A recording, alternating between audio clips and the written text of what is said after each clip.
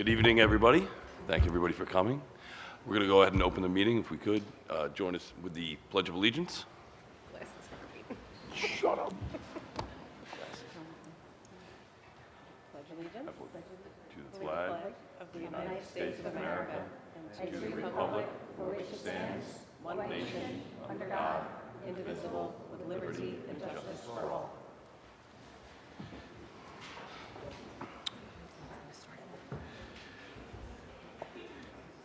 As we get started, I just want to say that we have a public hearing, and this will count as that public hearing regarding some tax exemptions that are listed in page 5 of the agenda.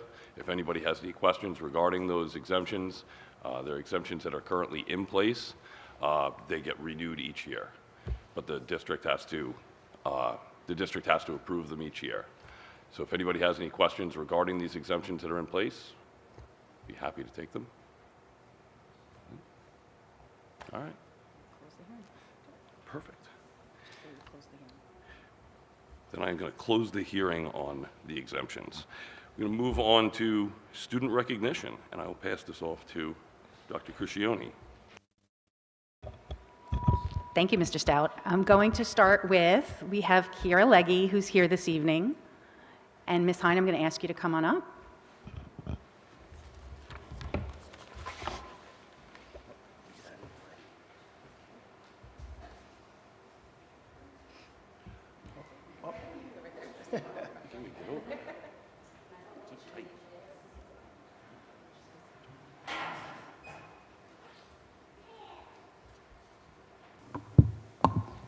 So we wanted to recognize Kira because she has done something incredibly special that we found out about. So Kira, would you like to tell us a little bit about what you've done? Come on down.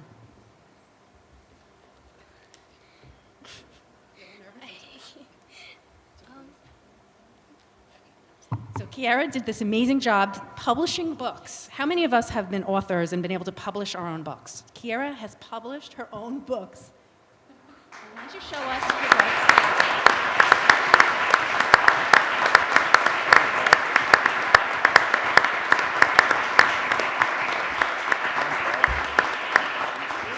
Been asked by a company to publish her works, so she's now going to be published online as well unto her. So we wanted to recognize her work. We thought this was incredible. What grade are you in, Kara? 7th grade, right? We see great things for your future. Thanks, Kara. This is for you from the Board of Education and from us.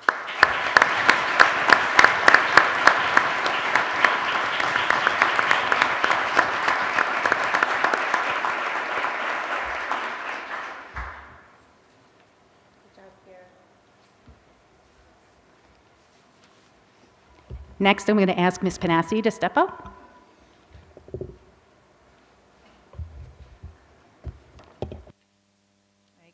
Good evening.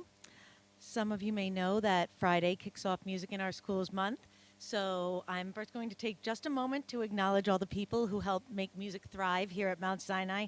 First, to the board and the community. Thank you for understanding the importance of a strong music program holds in creating a top-tier school system where people want to live and raise their children. Second, the administration. Dr. Cuscione, in her short time here, has shown tremendous support for our music programs. In addition, the building administrations at all levels, we greatly appreciate everything that they do to help our program grow and flourish. And next, the music teachers, most of whom are here tonight to support their students. Their inspiration and instruction is no small part of why these students are here tonight. And then finally, the students. You can have all the other pieces in place, but without their consistent hard work and musicianship, they would not have received these honors. And so now, without further ado, I am thrilled to recognize the students who were selected to be members of our all-county music ensembles. All right.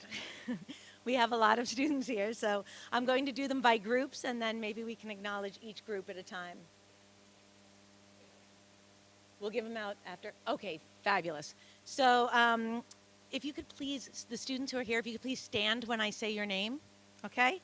So the students who were involved in the LISPA Honors Orchestra, just LISPA Honors Orchestra, include Kennedy O'Mahony Bastilis,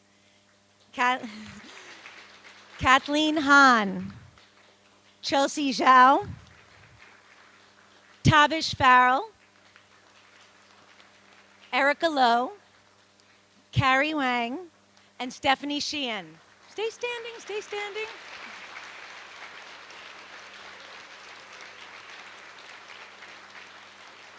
All right, thank you very much. The students who were a part of the LISFA Honors Orchestra and also received SCMEA Honors Orchestra. Those students are Zekin Fan, Elizabeth Califano, Ava Safroni, Jamie Shang, Ella Wisnowski, Imogen Constantine, Leah Caravello, Akira Lowe, and Mahika Palakori.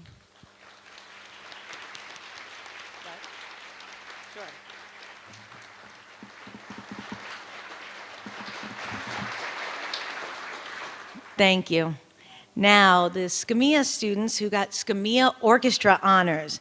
We have Jenna Richardson, Haley Wisnowski, Annie Clark, Malia Lockhart, Sophia Chen, and Luke Zhang.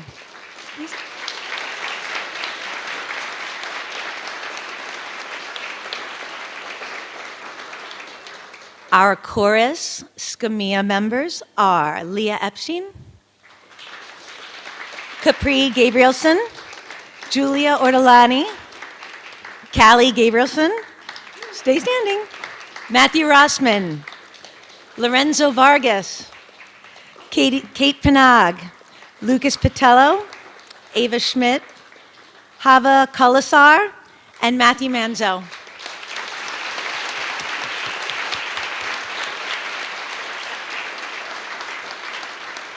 And finally, our band students who will be participating in SCMEA, we have Levi Doobie,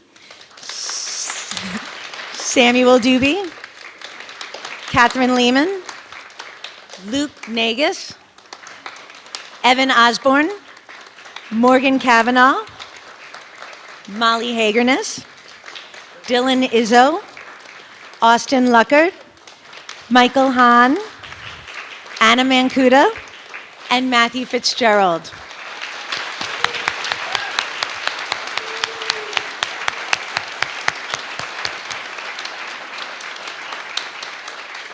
Thank you very much. We're so very proud of all of you and so proud of all that you do as you represent Mount Sinai these coming weeks at SCMEA and in January at LISFA. Thank you, Ms. Panassi. So if you want to take these certificates, perhaps, and bring them outside, because I know that we have a lot of practicing to do. With all that music you do, I'm sure you have lots of practicing tonight, and I don't know that you want to sit for our budget presentation. You're more than welcome. But they're right up. Oh, they're over here. So we're going to take a 1 minute so that we can clear the room if we need to, and your certificates will be available in the back. Thank you, and thanks for coming out tonight.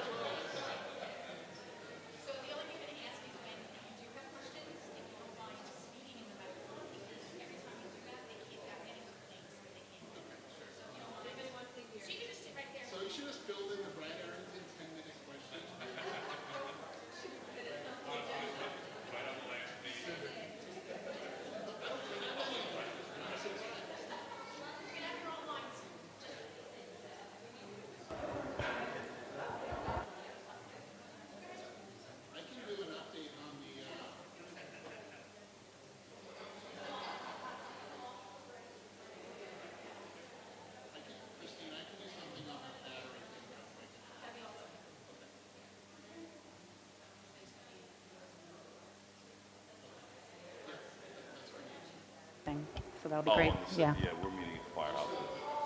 Yeah. All right. We're still good, Mr. Cannett?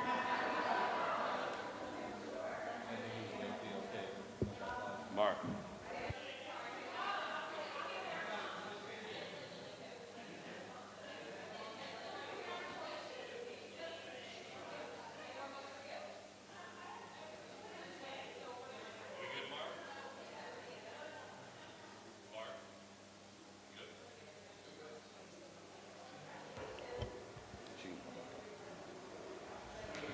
All right, so I just wanted to, a quick update, because we have some things to talk about with our budget, but I wanted to, speaking here, just give a little bit of an update. Our winter sports officially ended, but we're in playoff season right now, and I just wanted to give an update. We just came back from the girls' basketball team game in the playoffs. Unfortunately, they did lose. It was a great game. We were sad to see them lose. Our boys made it to the playoffs as well. Last weekend, so we're really proud of them, and we're proud of the work that they've done all season. They've worked so hard, both teams incredibly hard, and they gave it their all, and we're just proud of everything they've done. So we just want to say congratulations to getting as far as they've gotten. Our girls and boys track state meet is this weekend in Staten Island, so we have 5 students that are attending that.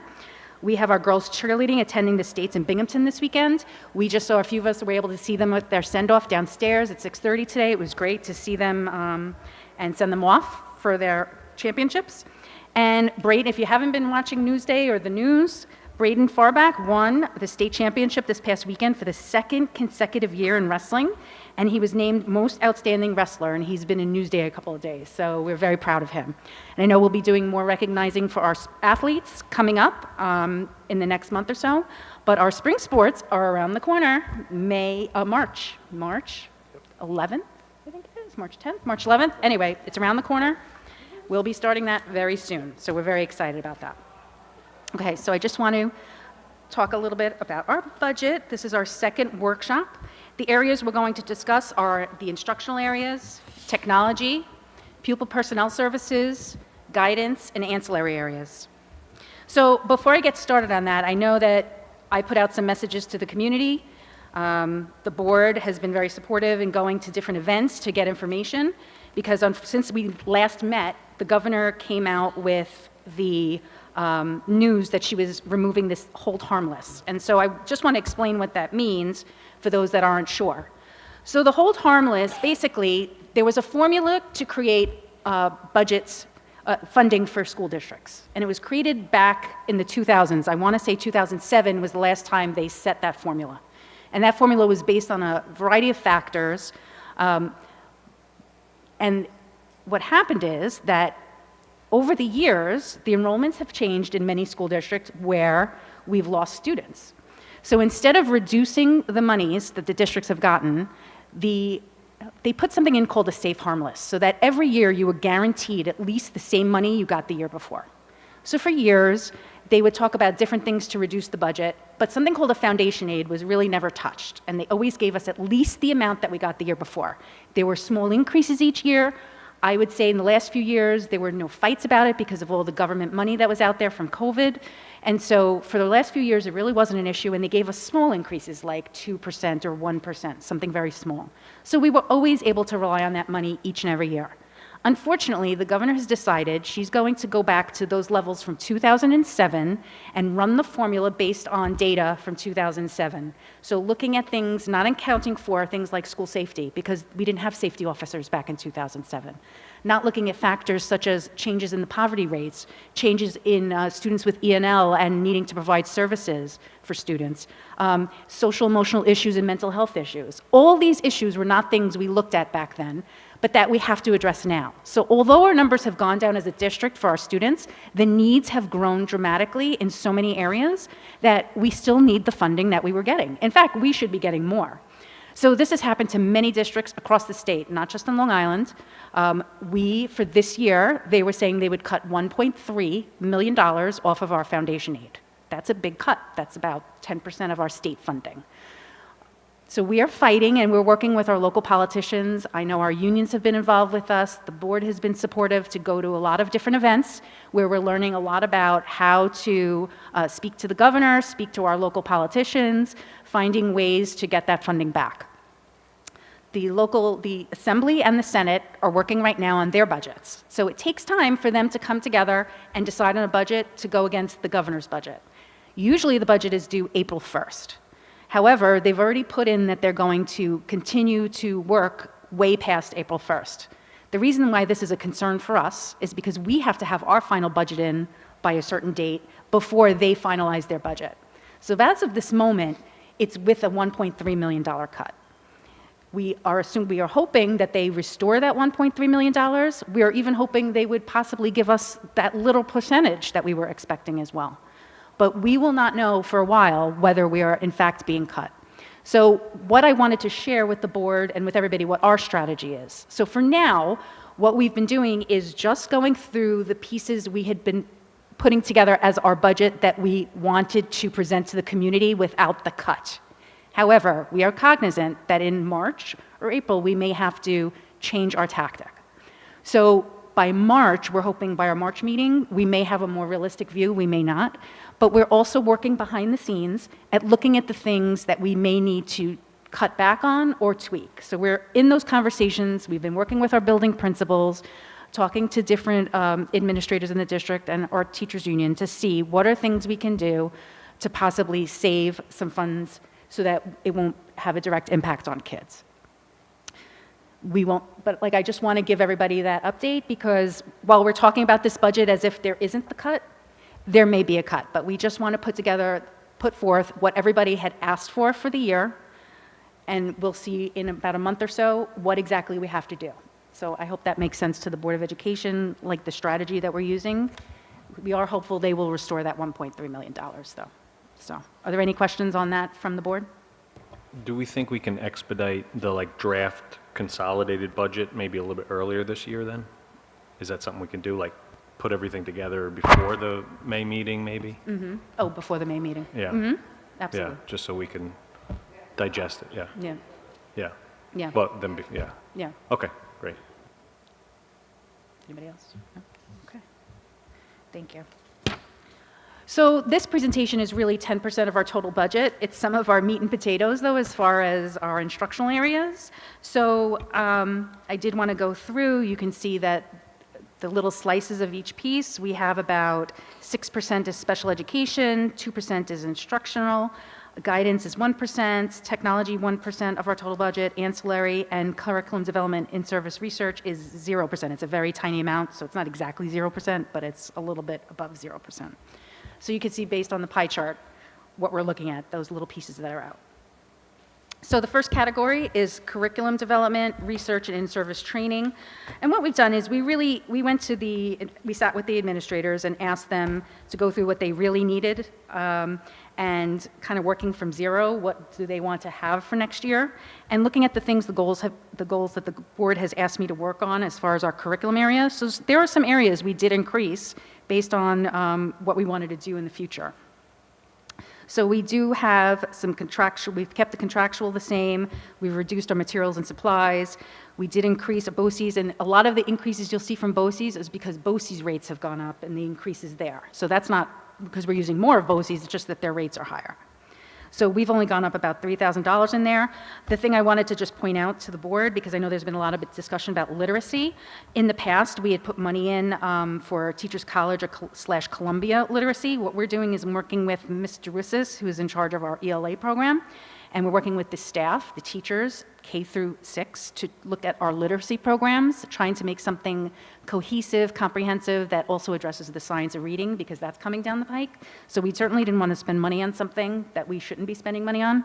So that's something we're working with our teachers so that we can make sure it's something that rolls out properly as a district. So I just wanted to give you guys a heads up on that. Any questions on the curriculum pieces, the different pieces I had outlined on the bottom? Okay, great.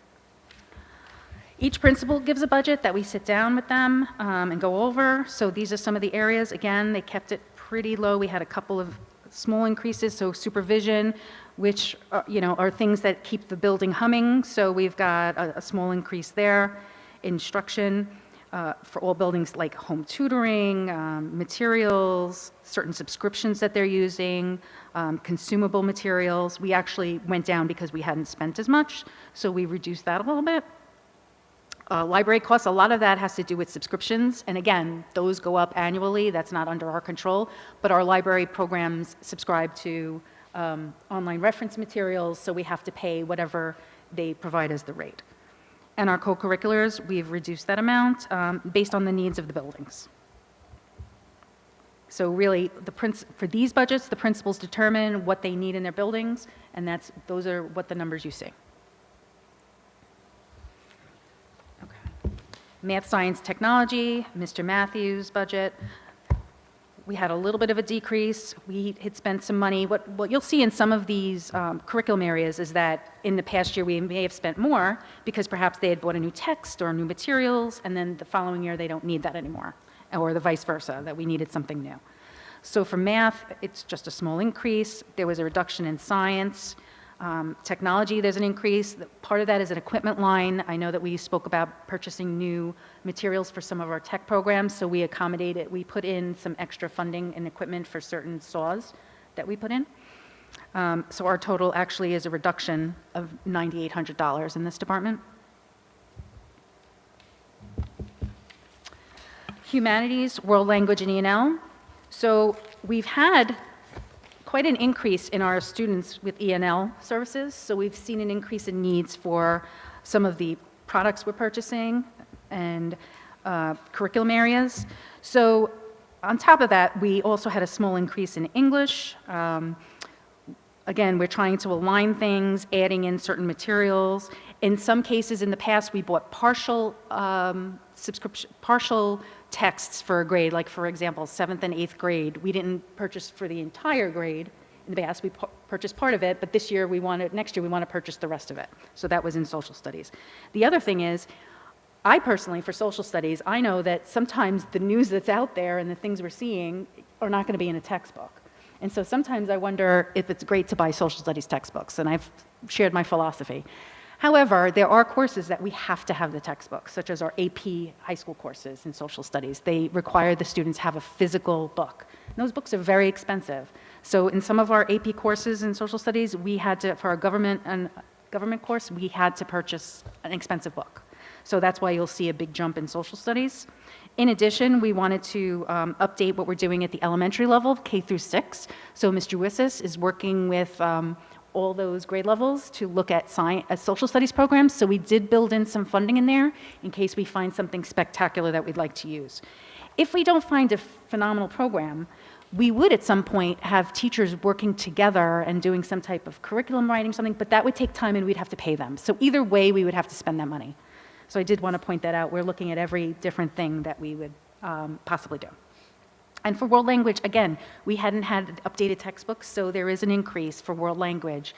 We also have added the seal of biliteracy, and as part of that, we have to pay the mentors. So part of that funding goes towards the seal of biliteracy to pay our teacher mentors to work individually with students.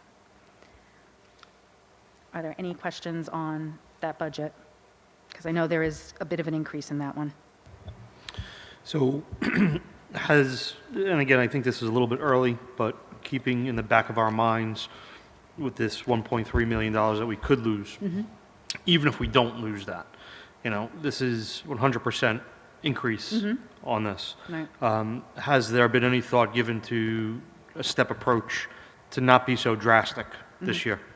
Right. So when we formed these budgets, we did it with, okay, what are the things you really want to have? It's not necessarily that you have to have it. So if we have to reduce it and not do it this year, we can do part next year and part the year after. So there are pieces of that, and we have been having some conversations. They know that that's something we're going to be looking at, and what are the areas that what do you absolutely have to have, and what are the things that we can perhaps do over a couple of years? Effectively a wish list. Yeah, it's a wish list. We're kind of throwing the kitchen sink in right now and then seeing afterwards what it is we really need to take out.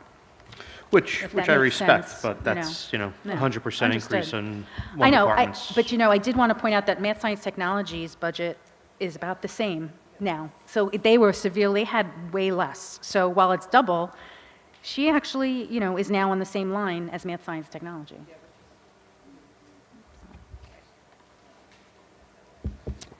Music, art, business, and facts. Of course, and you want to spend plenty of money on your music now after today. See that? How phenomenal are our students and our music staff for what they do with our students. It's incredible, really. And speaking of music, we had a concert last night, ensemble concert at the high school. Just incredible to see the Coots and what they do. You loved it, right? I did.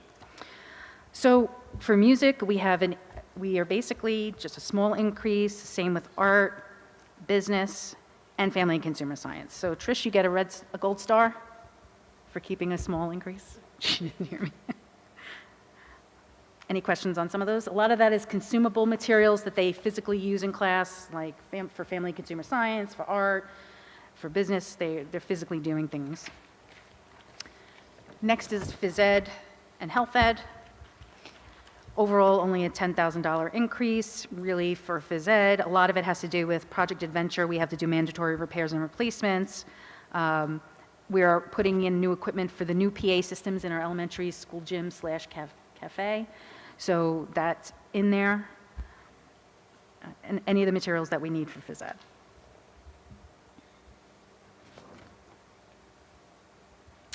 Special education. So we have some exciting news for special education to share, and that is that based on our CPSE numbers of students that are in preschool programs, we have enough students to have another 811 class at the elementary school. So instead of sending the students to BOCES and paying for them to go to BOCES, it'll be more, we looked both ways. Linda and I sat with Doris and said, all right, let's go through the numbers. What are all the things you would need for those courses? And not only is it the right thing to do to have the students educated in district whenever possible, but it actually saves us money long term because the BOCES costs are very expensive and all those.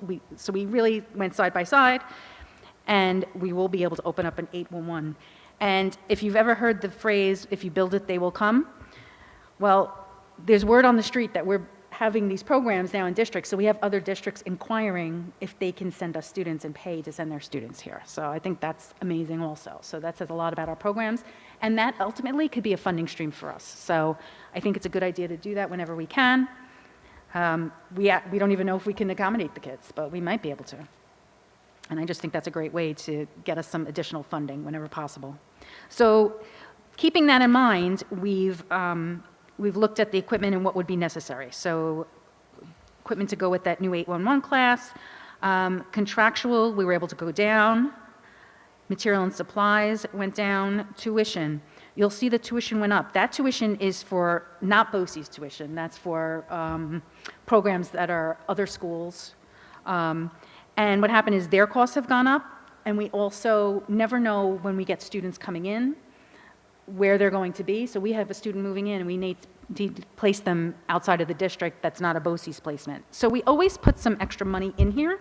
That's not to say we can't skim that back if we have to, should we have a big cut.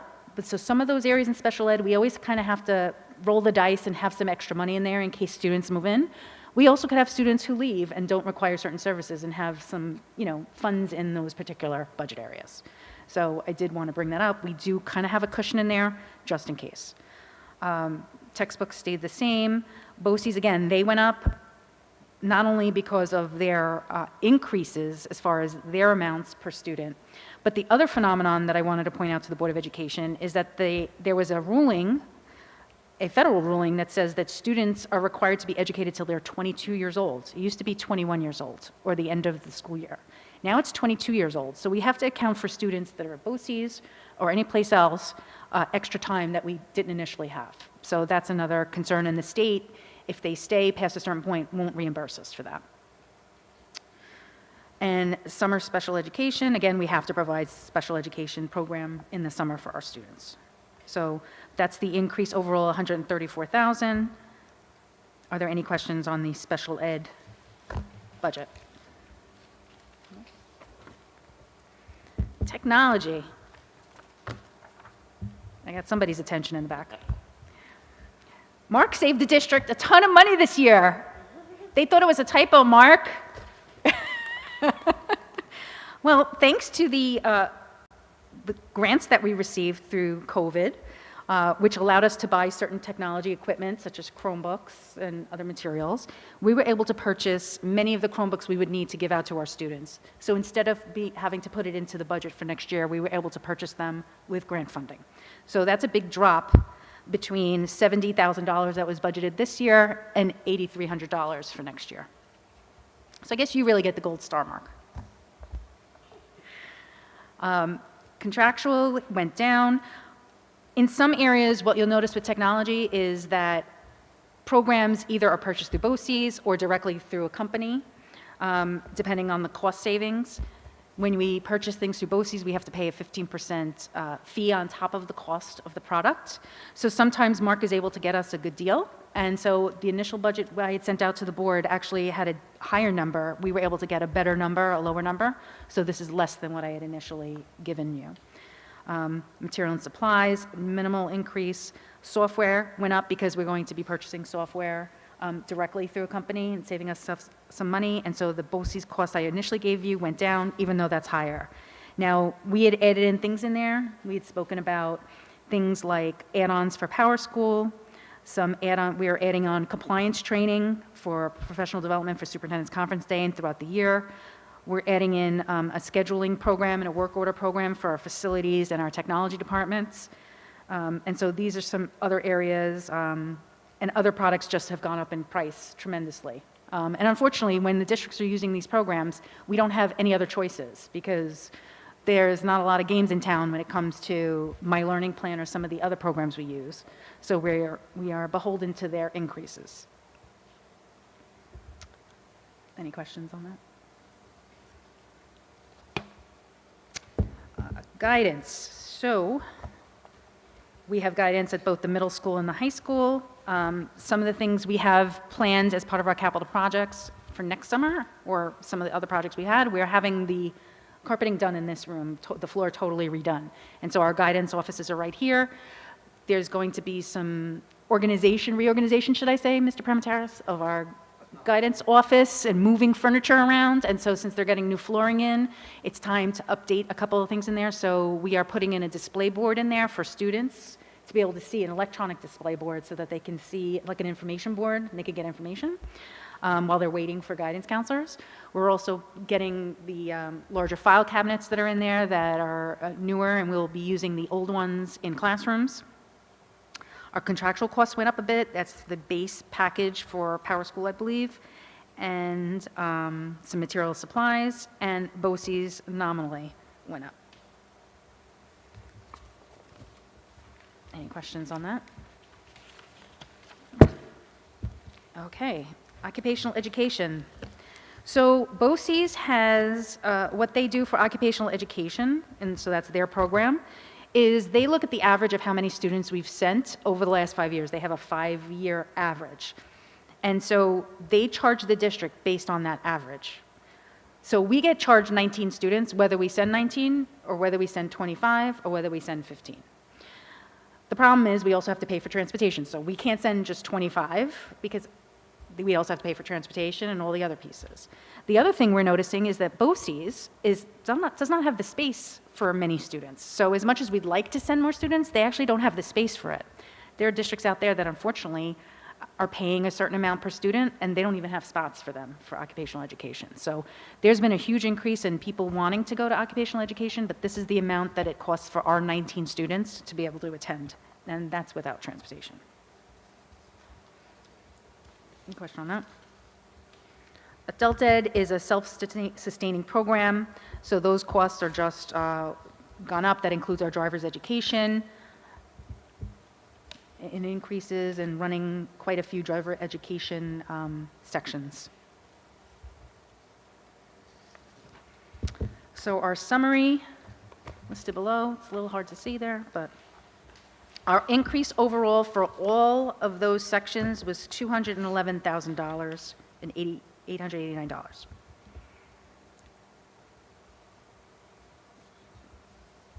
So based on what we've done so far, including last month's presentation, last month we had said $898,445.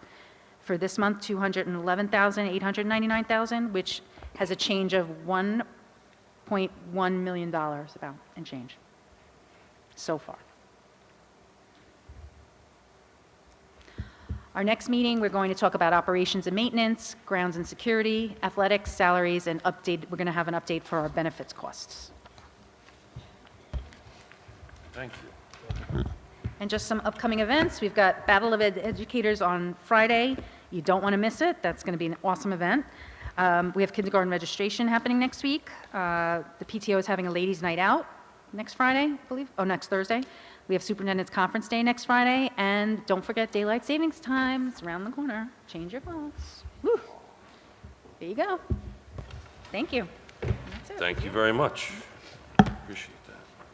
Does anybody have any questions for Christine before we move on? Anything? Good. All right. Move on with the really exciting things. Anthony, could you just read off approval of minutes? Resolved upon the recommendation of the superintendent, the Board of Education hereby accepts the minutes of the January 17th, 2024 regular meeting and February 6th, 2026 special meeting as submitted. Thank you. Could I have a second? Thank you, Karen. All in favor? Abstain, please. Okay. Nick, if you would, personnel, it's going to be items 1 through 12. Resolved upon the recommendation of the superintendent, the Board of Education hereby approves personnel items 1 through 12 as listed. Thank you. Can I have a second? Second. Thank you, Chuck. All in favor? Excellent.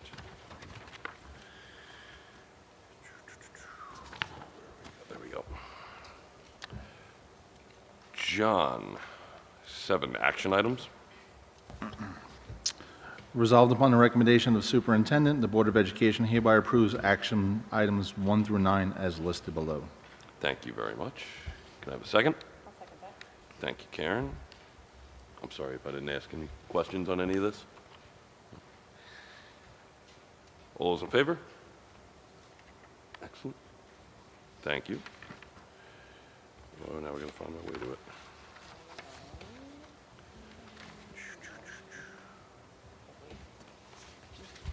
No, 1 through 9, 8, 9. Man, we skimmed right through that. All right. Is that student representative now? I know. We're up to you, or us. Harris, it's all you, buddy. I know, right? Yeah, we All those pages, and it went that quick. just a little bit of talking to ourselves, you know? Good evening, everyone. I'm Aras Farrell, and I'd like to update you on this past month's happenings.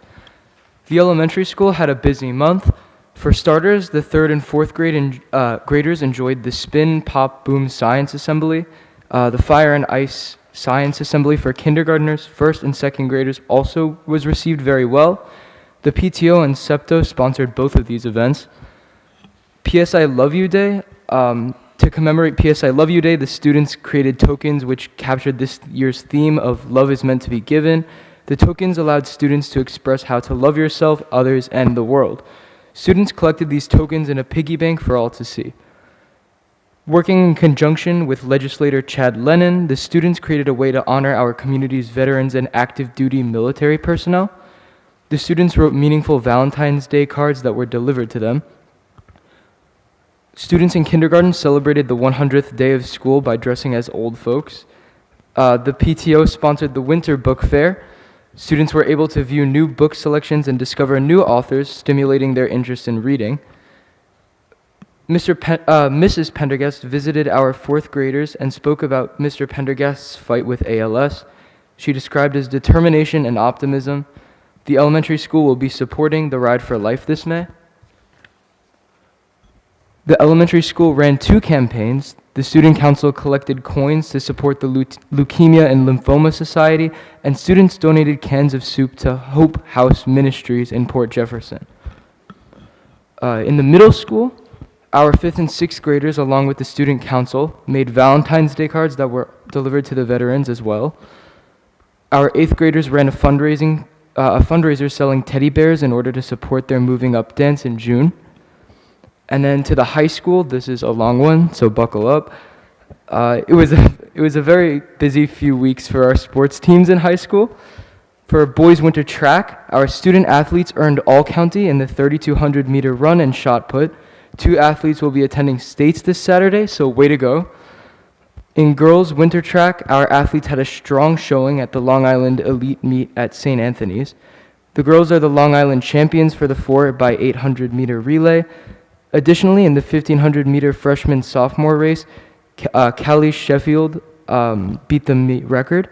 She'll be going on to the New York State Championships. Boys varsity basketball lost their playoff game to Bayport over the weekend. It was a hard-fought game, and congratulations to junior Dominic Penzello on reaching 1,000 career points this month. That's awesome. The girls varsity basketball team are League 6 champions with an impressive record of 11 wins to 1 loss.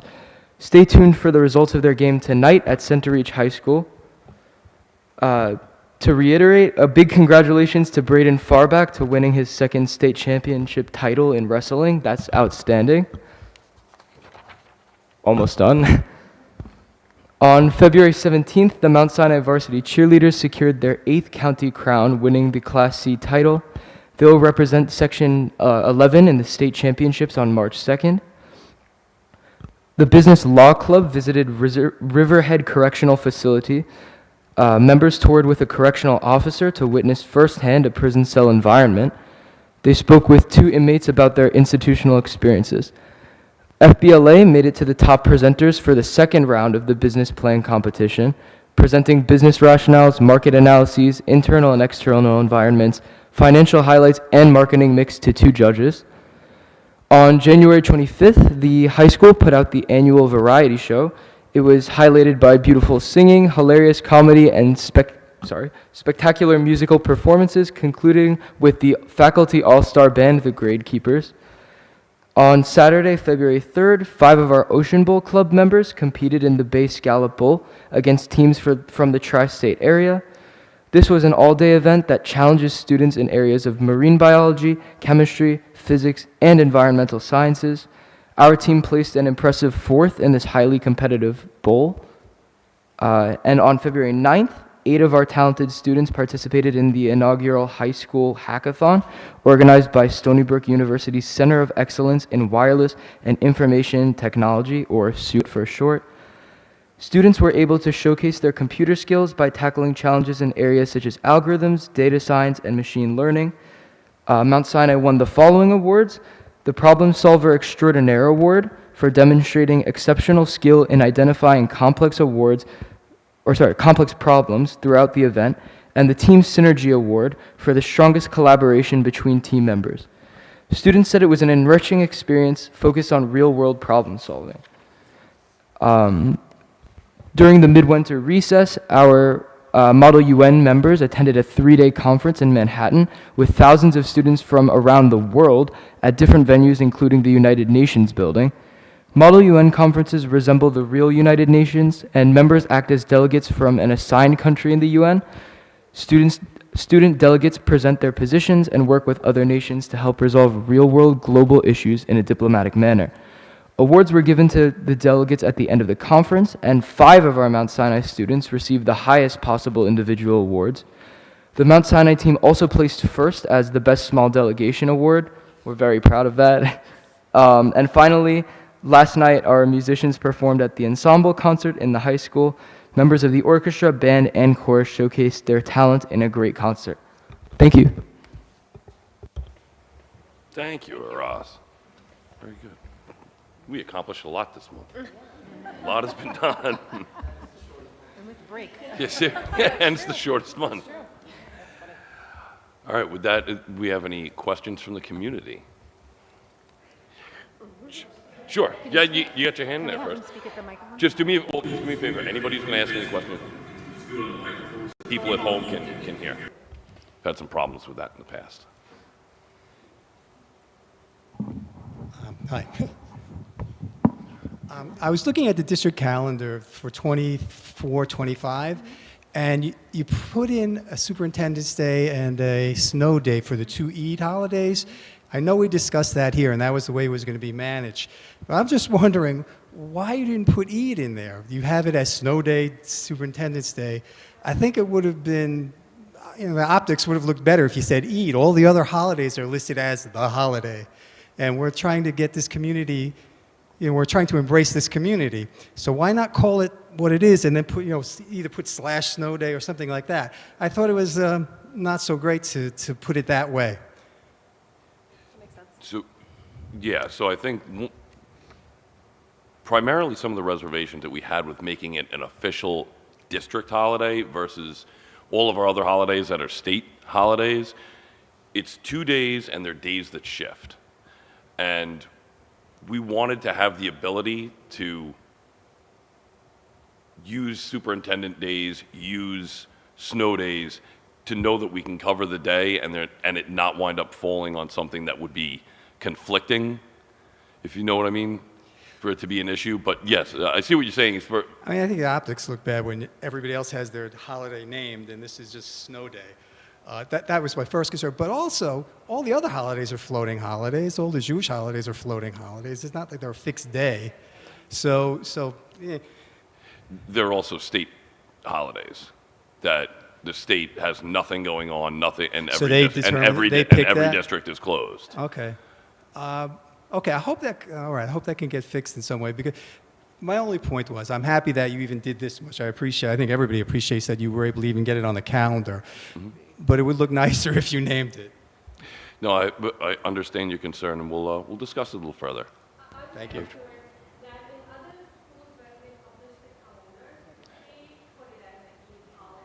Mm-hmm.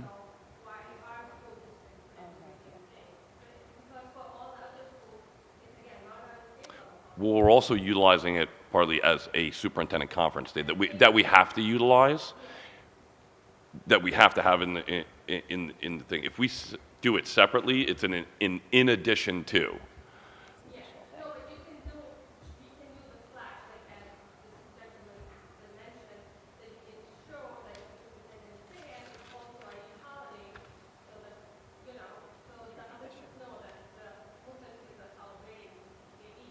I understand that. I mean, I hadn't really thought about it from the.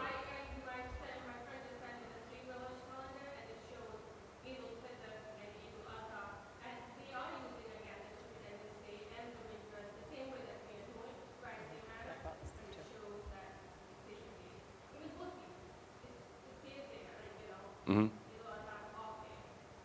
I don't think we had really considered, one / the other. It was just the of how we were going to give the days off.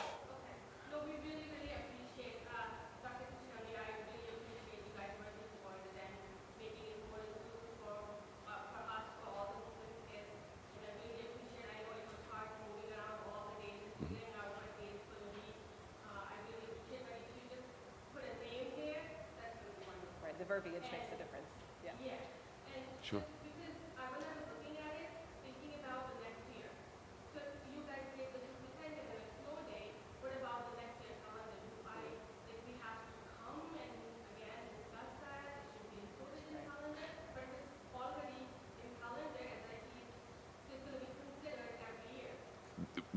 We have discussed it, and it's something that's going to be considered each year. And moving forward, this year is doing it the same way. Okay? And thank you for all you guys' input throughout this. Thank you. Anybody else? Mr. Arrington, please step up to the mic.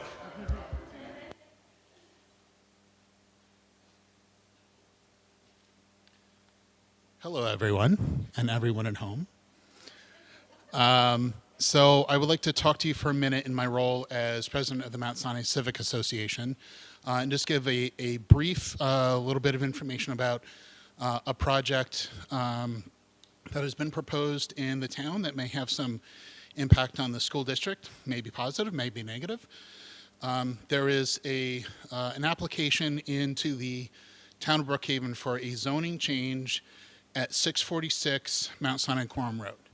This is the corner of Mount Sinai Quorum Road directly opposite the park. There are 2 houses there currently, and the requested zone change would be in support of a battery storage energy facility. There's been a bit of news about this around the island recently. The purpose of these facilities is that as the state has mandated swapping over to 100% renewable energy, changes are required to the grid to be able to store the energy in off-peak times when solar and wind is not available. So that requires putting in battery storage facilities that, by the nature of the infrastructure, have to be located near a substation. There is a substation right next to this facility, so it is one of the limited parcels that's available for this type of facility. So a developer has put in a zone of change to support this type of development. They have approached the Civic for input on what we think about it as a community.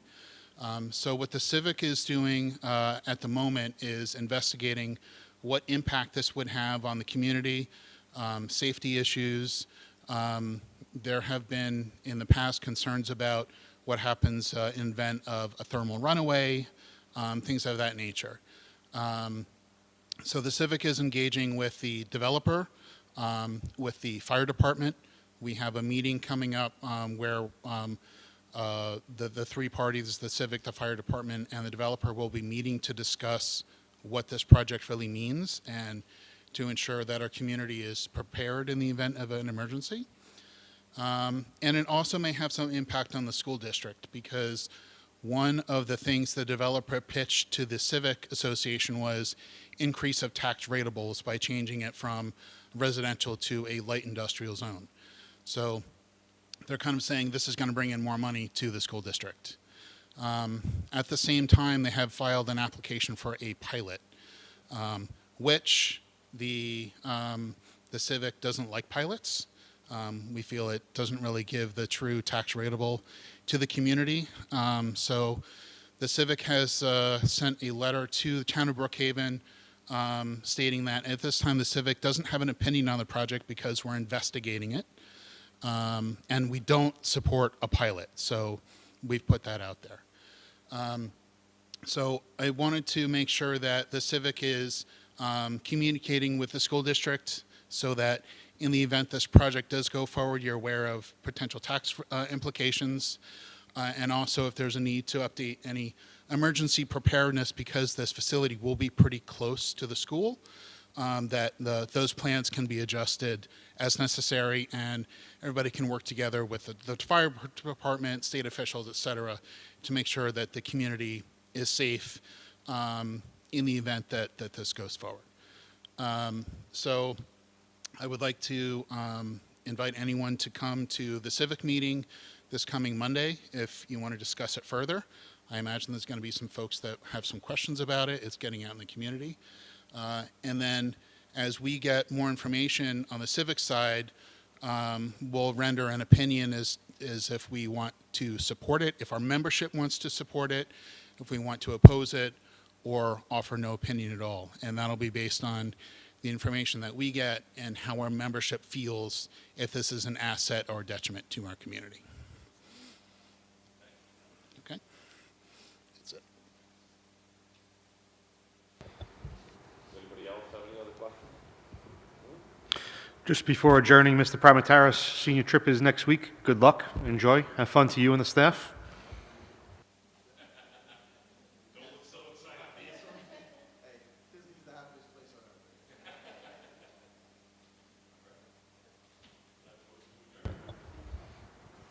Move to adjourn.